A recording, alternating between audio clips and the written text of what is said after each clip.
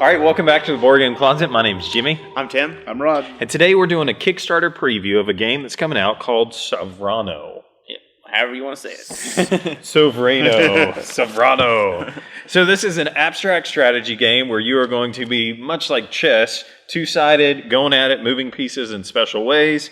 And let's get into it. All right. All right, Rod, talk to us about the components. Well, this is not the finished product, but I'm impressed with what they sent us. I mean, it's all wood. It's carved out there. Even got their Sovrano name on there. The game board's just nice, man. It's solid, nice quality. Yeah, I'm sure the wood's not. What they say it's gonna be all in oak or something. I think he said oak. Yeah. Okay, so I mean, I'm sure this isn't oak, but anyway, what we got is a nice pre-production, I guess. Model, and it's very nice. Nice big pieces for those guys with those big meaty fingers, big right? hand to hold the dice nicely. So, yeah. You can hold on to these. Well, exactly, and even the small hand people like Tim can hold these because they're got a bunch of edges and stuff for them to grab hold of. I love it. Okay, so Tim, tell us about the rules. How hard or easy is it to learn this game? It's actually pretty simple.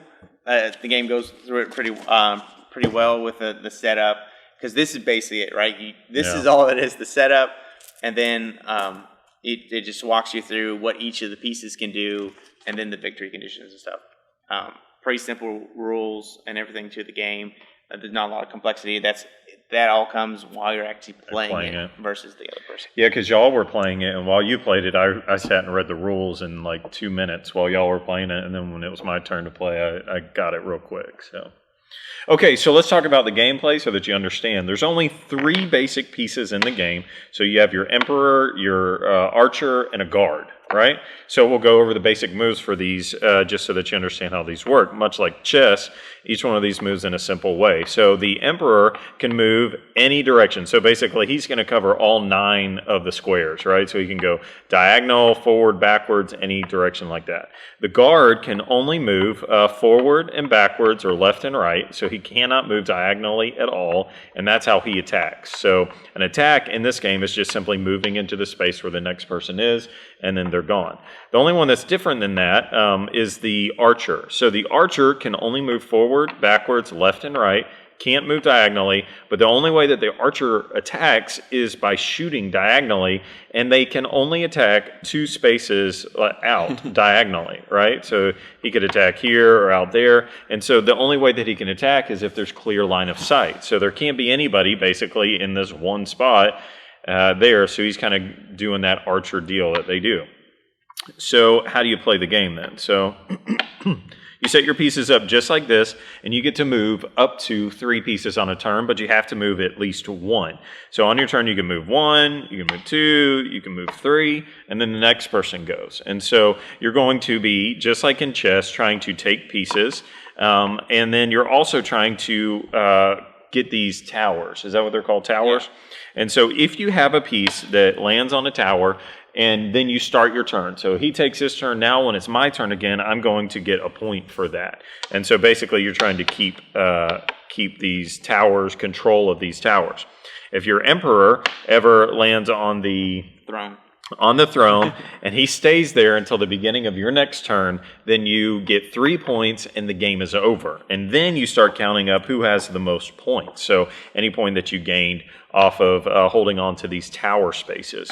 The only other move that's important in the game is called a counterattack. And that's pretty much, it's just real simple. If somebody takes one of your guards, and now he was in an adjacent space to a previous guard, like is in line with it, now this guy can counterattack and take him. And but that doesn't continue. You can't just keep taking people and things like that. But it's just basically a counterattack if you have a guy in line. So that's just something where you could kind of march these dudes forward, each turn. So it just goes back and forth. You take up to 3 turns, I take up to 3 turns, or move 3 pieces, I guess, and then that's it. So points and attacking and killing. And this I really like the tower pieces where you get those points there, puts a lot of pressure on the other person to go for the towers and push them off, push you off the towers and stuff. So that adds an extra dimension to the game because you're not just trying to kill the Emperor, which, it is a win condition.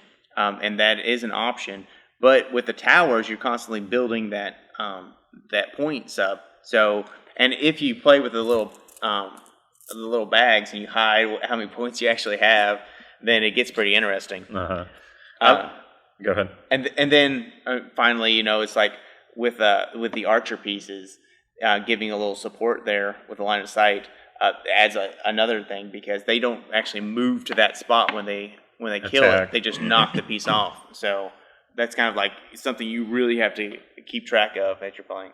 The simplicity is that there's only 3 pieces, and they only do certain things, so you're not trying to remember how each one of these work.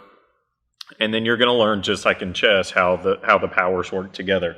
I'm able to use the archer with my guards and move them up, and then the emperor. The thing that I liked was that this one condition of having the emperor on the throne is in the middle of the board. Yeah. So it's right out there. I mean, he's out in the open, or you're having to move everybody up, but it's a small enough board that you get into combat quickly, so it's not like, you can kind of take your time to get out there. So I don't know. It didn't take that long to play the game, so I think you're able to play multiple rounds pretty quickly.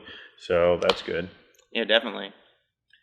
I think if you were trying to do more competitively, like a death clock with maybe 5 minutes apiece, would be a pretty interesting game. And you just move, yeah. Yep.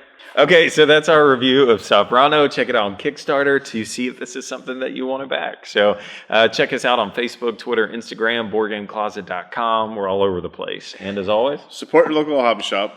Or Kickstarter. Or Kickstarter. Your local Kickstarter.